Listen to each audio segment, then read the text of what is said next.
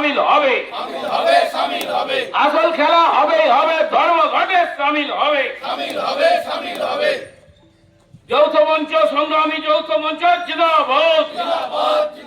Supreme কোর্টের রায় মেনে অবিলম্বে বকেয়া মহার্ঘ ভাতা প্রদান এবং অনিয়মিত শিক্ষক শিক্ষিকাদের স্থায়ীকরণের দাবিতে আজ উত্তাল হয়ে উঠল রাজ্য। যৌথ মঞ্চের আহ্বানে আয়োজিত এই ধর্মঘটে সারা রাজ্যের পাশাপাশি মুর্শিদাবাদের ফারাক্কাতেও ব্যাপক প্রভাব পড়েছে। সুপ্রিম কোর্টের নির্দেশ মোতাবেক বকেয়া মহার্ঘ ভাতা অবিলম্বে মিটিয়ে দেওয়া, সর্বস্তরের অনিয়মিত শিক্ষক শিক্ষাকর্মী ও কর্মচারীদের অবিলম্বে নিয়মিতকরণ, স্কুলগুলোতে শূন্য পদে দ্রুত স্বচ্ছ নিয়োগ প্রক্রিয়া শুরু করা। এদিন নিখিলবঙ্গ প্রাথমিক শিক্ষক সমিতির ফারাক্কা চক্রের পক্ষ থেকে আয়োজিত এই কর্মসূচিতে সামিল হয়ে আন্দোলনকারী শিক্ষক অপূর্ব সরকার জানান, সরকার বিভিন্ন খাতে অনুদান দিলেও আমাদের ন্যায্য পাওনা বকেয়া দিয়ে দিচ্ছে না। অনেক স্কুলে শিক্ষকের অভাবে পঠন পাঠন লাটে উঠেছে, কিন্তু নতুন নিয়োগ বন্ধ। আমাদের এই দাবি পূরণ না হওয়া পর্যন্ত আন্দোলন চলবে। প্রয়োজনে আমরা আবারও সুপ্রিম কোর্টের দ্বারস্থ হব। এদিনের ধর্মঘটের জেরে অফিস আদালত, স্কুল কলেজ ও বিশ্ববিদ্যালয়গুলোতে হাজিরা ছিল নগণ্য। অনেক জায়গার গেটে তালা ঝুলিয়ে বিক্ষোভ প্রদর্শন করেন কর্মীরা। ফারাক্কা এলাকায় সাধারণ মানুষের পরিষেবা পেতে বেগ পেতে হয়েছে। যৌথ মঞ্চের পক্ষ থেকে জানানো হয়েছে, সরকার যদি দ্রুত সদর্থক ভূমিকা না নেয় তবে আগামী দিনে আরও বৃহত্তর আন্দোলনের পথে হাঁটবেন তারা। तो यहाँ जो आए हैं, जो उपस्थित हुए हैं, ये सरकार की विरुद्ध में जो हम लोग का जो मांग है, तो ये कोई योद्धा से कम नहीं है ये सभी शिक्षक।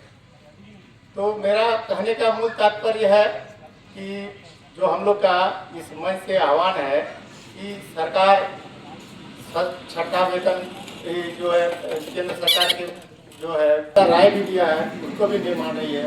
हम लोग चाहेंगे कि सभी शिक्षकगण आकर के इस मंच को सफल बनाएं और अपना जो हम लोग का हक है, हक की लड़ाई में आगे आकर के उपस्थित हों, यही कहना है।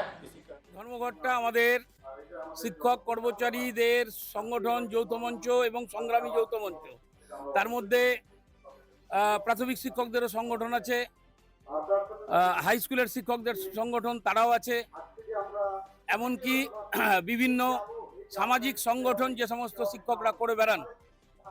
আমার পাশেই সৌভিক আছে, হাই স্কুল টিচার, সরাসরি কোনো সংগঠন না করলেও তিনি সামাজিক বিভিন্ন কার্যকলাপে যুক্ত থাকেন এবং যে সমস্ত শিক্ষক অন্যায়ের প্রতিবাদ করে, হকের কথা বলে, সেই সমস্ত শিক্ষকরা আমরা জড়ো হয়েছি। সংগঠন দলমত নির্বিশেষেই আমরা জড়ো হয়েছি। মূল আহ্বান ছিল যৌথ মঞ্চ, সংগ্রামী যৌথ মঞ্চ। আমাদের যে দাবি, সব থেকে দুঃখের ব্যাপার যেটা, যে আপনারাও খেয়াল করেছেন যে রাজ্য সরকার প্রথমেই আমাদের আন্দোলনকে ভাঙার জন্য সরকারি কর্মচারী এবং শিক্ষক যারা সরকারি থেকেই বেতন পান কিন্তু সরাসরি সরকারি কর্মচারী নন রাজ্য সরকারের, তাদেরকে ভাগ করে দেওয়ার একটা চক্রান্ত।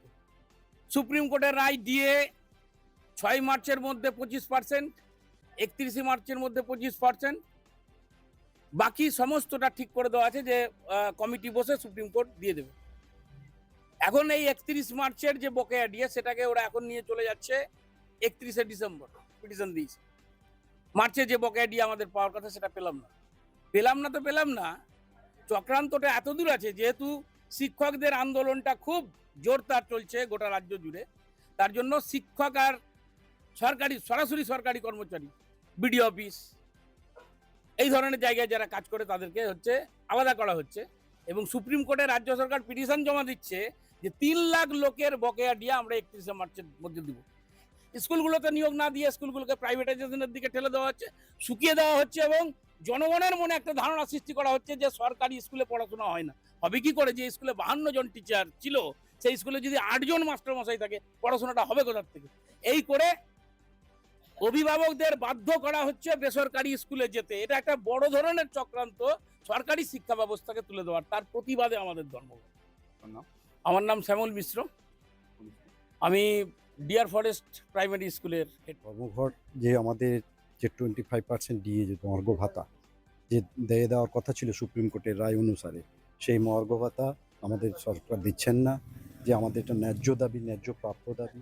এছাড়াও ধর্মঘটের মূল উদ্দেশ্য হচ্ছে কি, যে আমাদের যে রাজ্য সরকারের যে কর্মচারী প্রায় 9 লক্ষ, এটাকে ডিভাইডেড করে দেওয়া হয়েছে, কিছু সরকারিকে এবং আন্ডারটেকিং এইভাবে ভাগ করে দেওয়া হচ্ছে। আমরা যৌথ মঞ্চ হিসাবে যৌথ সবাই সরকারি কর্মচারী, প্রত্যেকে ন্যায্য দিয়ে ন্যায্য পাওনা আমাদের যেটা দরকার সেটা আছে। এছাড়াও যে আমাদের বিভিন্ন স্কুলে নিয়োগ আছে সেটাও বন্ধ করে দেওয়া হয়েছে, অবিলম্বে এটা নিয়োগ করা হোক।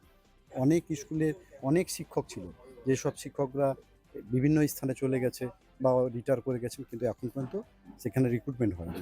এটা আমার দাবি, সেখানে রিক্রুটমেন্ট করা হোক।